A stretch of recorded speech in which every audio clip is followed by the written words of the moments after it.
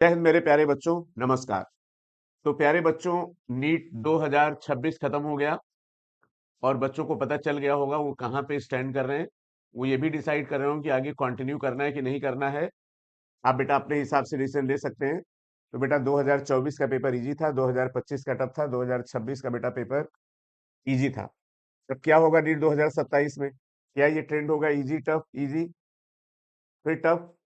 नहीं बच्चों, एनटीए हमेशा हम लोग को सरप्राइज देता है। अब उसके पास 3 ऑप्शन है, या तो पेपर इजी बनाएँगे या टफ बनाएँगे या मॉडरेट बनाएँगे, इसके अलावा तो कोई ऑप्शन है नहीं। और पेपर एनसीईआरटी से बनना है। तो बेटा हमने सोचा है कि इस बार आपकी 3 तरह की टेस्ट सीरीज शुरू करें, इजी, टफ एंड मॉडरेट। बेटा रेगुलर बैच, रिवीजन बैच, बहुत जल्दी एसआरबी बैच, 11th-12th बैच भी, 9th-10th बैच, सारे बैचेज बेटा शुरू हो गए हैं। और मेरा मतलब बेटा सिर्फ और सिर्फ सिलेक्शन से होता है।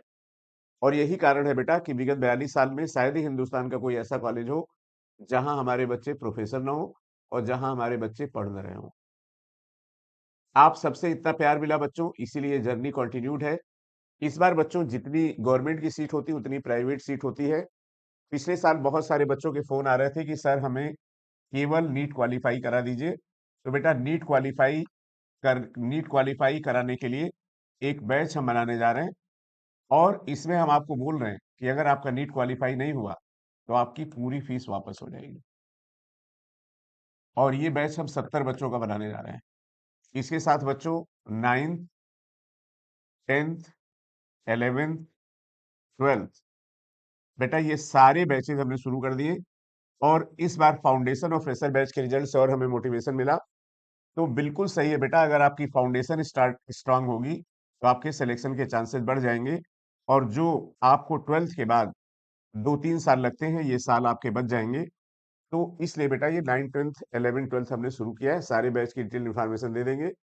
और ये नीट क्वालिफाई बैच, इसको बेटा स्टार्ट करने जा रहे हैं। नीट 2027 के लिए बच्चों हम 100 एफएलटी कराएंगे, क्योंकि जितने भी बच्चे जिनको कॉलेज मिलने जा रहा है सबने बेटा एफएलटी की तारीफ की। अगर आपके जान पहचान में कोई सेलेक्ट होने वाला है उसको जरूर न्यूलाइट के फुल सिलेबस टेस्ट के बारे में बताइए। होता क्या है, आप शुरू में टॉपिक वाइज टेस्ट देते हैं, लास्ट में जाके आप 5 या 10 या 15 फुल सिलेबस टेस्ट देते हैं। जिन बच्चों के नंबर ऑलरेडी 580, 570, 560, 540 आ चुके हैं, उनको अब बेटा कुछ भी टॉपिक वाइज टेस्ट देने की जरूरत नहीं है। बिल्कुल विश्वास करिए। तो अब हम आपको कराने जा रहे हैं 100 एफएलटी।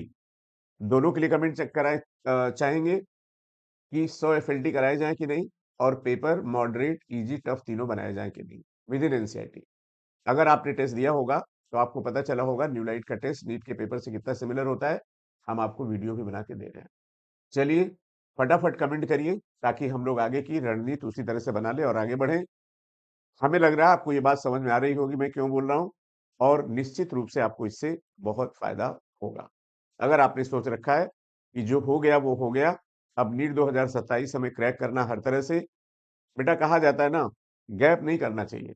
जिस वार्म अप राउंड में है उसी वार्म अप राउंड में आप तैयारी शुरू कर दीजिए, मेरा यही कहना है। ये मेरी बिजनेस अप्रोच नहीं है बेटा, ये हम आपको बता रहे हैं।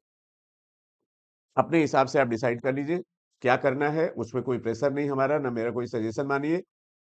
आपके विवेक के ऊपर है, पेरेंट्स से बात करिए आप क्या चाहते हैं। अगर आपको लगता है कि 2027 में आपको पेपर देना है, तो आप खूब जम के तैयारी शुरू कर दीजिए। क्यों? टाइम बेटा बीतते देर नहीं लगता। जय हिंद बच्चों। आपके कमेंट का इंतजार रहेगा, फिर उस तरह से हम आगे पॉलिसी बनाते हैं और आपको वीडियो बना के देते हैं। जय हिंद बच्चों।